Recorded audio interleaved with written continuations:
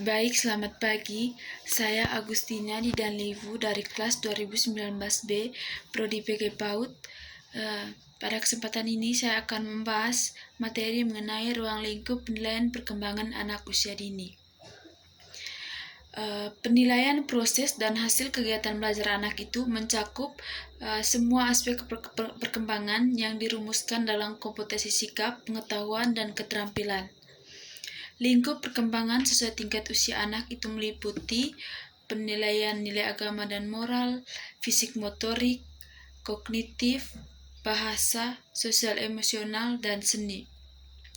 Yang pertama itu berkaitan dengan nilai agama dan moral, di mana di sini anak mampu mengenal agama yang dianut, rajin beribadah, berperilaku jujur, penolong, sopan, saling menghormati, menjaga kebersihan diri dan lingkungan.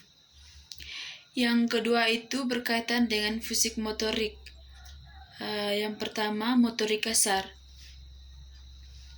Motorik kasar itu berkaitan dengan bagaimana anak mampu menggerakkan tubuh secara terkoordinasi, lentur, seimbang, lincah, lokomotor, non-lokomotor, dan mengikuti aturan. Yang ke-B, motorik halus. Itu mencakup kemampuan dan kelenturan menggunakan jari dan alat untuk mengeksplorasi dan mengekspresikan diri sebagai bentuk. Yang ke-C itu kesehatan dan perilaku keselamatan. Mencakup berat badan, tinggi badan, lingkar kepala sesuai usia, serta kemampuan berperilaku hidup bersih, sehat, dan peduli terhadap keselamatan. Aspek yang ketiga itu kognitif. Kognitif yang pertama itu berkaitan dengan belajar dan pemecahan masalah. Di sini mencakup kemampuan memecahkan masalah sederhana dalam kehidupan sehari-hari dengan cara fleksibel dan diterima, serta menerapkan pengetahuan atau pengalaman dalam konteks yang baru. Kognitif yang kedua itu berkaitan dengan bagaimana anak mampu berpikir logis, mencakup berbagai perbedaan, klasifikasi, pola, berinisiatif, berencana, dan mengenal sebab akibat. Yang ke-C, bagian dari kognitif itu berpikir simbolik.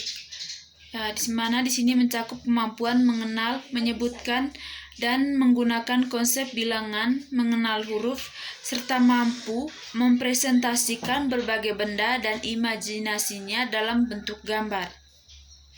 Aspek yang keempat itu aspek bahasa. Yang pertama itu memahami bahasa reseptif. Di sini mencakup kemampuan memahami cerita, perintah,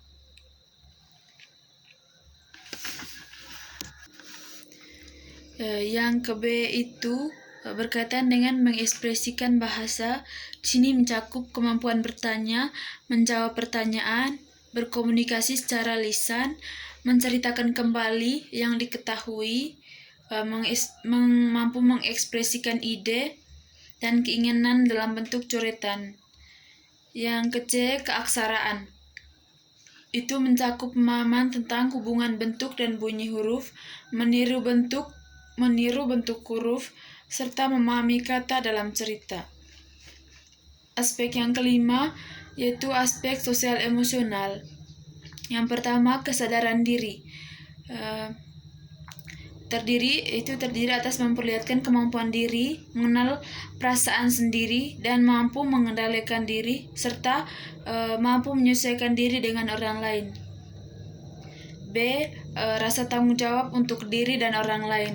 Itu mencakup kemampuan mengetahui hak-haknya, mentaati aturan, bisa mengatur diri sendiri, serta bertanggung jawab atas perilakunya untuk kebaikan sesama. Yang ke-C itu perilaku prososial, mencakup kemampuan bermain dengan teman sebaya, memahami perasaan, merespon, berbagi, serta menghargai hak dan pendapat orang lain. Ya, aspek yang keenam, seni. Di sini anak mampu mengeksplorasi dan mengekspresikan diri, berimajinasi dengan gerakan, musik, drama, dan beragam bidang seni.